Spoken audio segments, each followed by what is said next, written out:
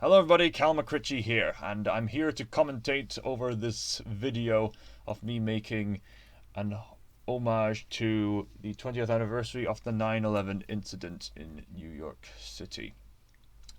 On the 9th of September 2001, two Islamic extremist terrorists hijacked aeroplanes and committed a terrorist attack as a war declaration from Osama bin Laden. They smashed right into the World Trade Center, and the two buildings collapsed, and hundreds were killed. There were many casualties, and there are many other stories surrounding this event. But to make a long story short, it was nothing short of devastating. So many lives were lost, so many casualties. And after this, the military would spend the next several years hunting down Osama bin Laden for what he did. There was so many lives just experienced so much trauma that day, and I was too young to comprehend the events at the time, but to anyone else who was old enough to witness it for themselves, it must have been traumatizing.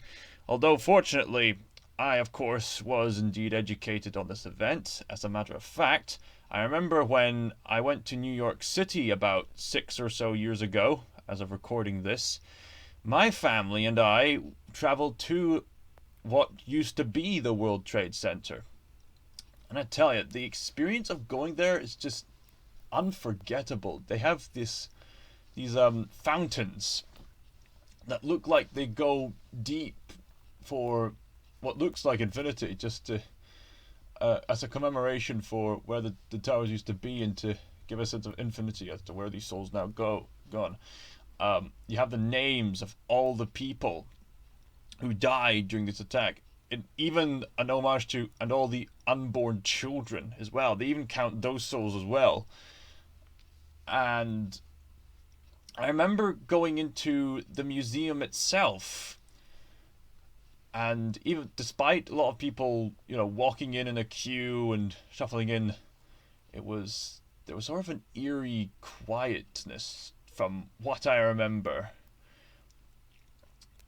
There was a lot of emotions put into going into that museum. I remember just feeling this profound solemnness all throughout that museum trip, just about the casualties and the names that were mentioned. And then I remember just feeling so much anger for what these terrorists were motivated by the will to control, to dominate.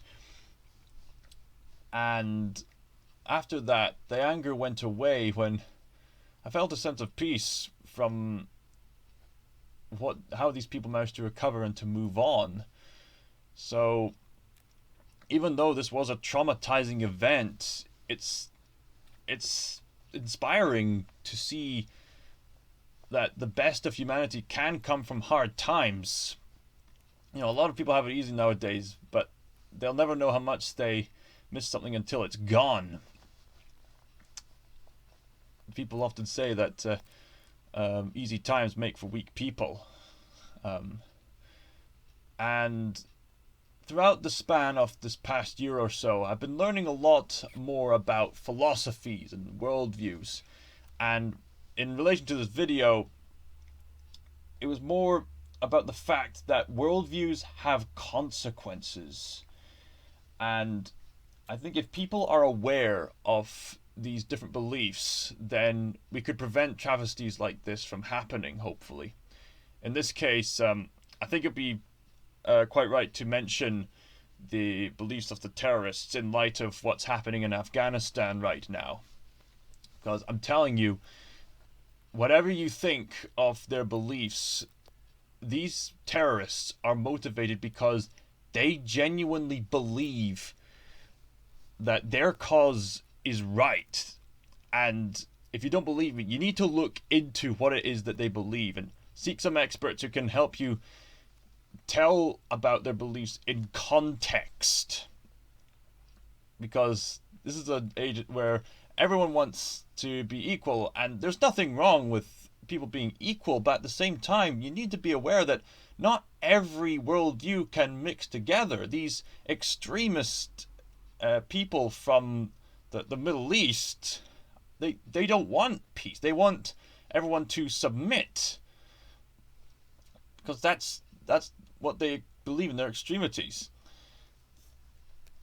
You just take a look at these beliefs and just think very carefully before you apply them to your life. I mean, in the 20th century, there were these secular terrorists who committed genocidal campaigns in which more people were killed in the 20th century alone than any other religion or worldview did in the previous 19 centuries put together.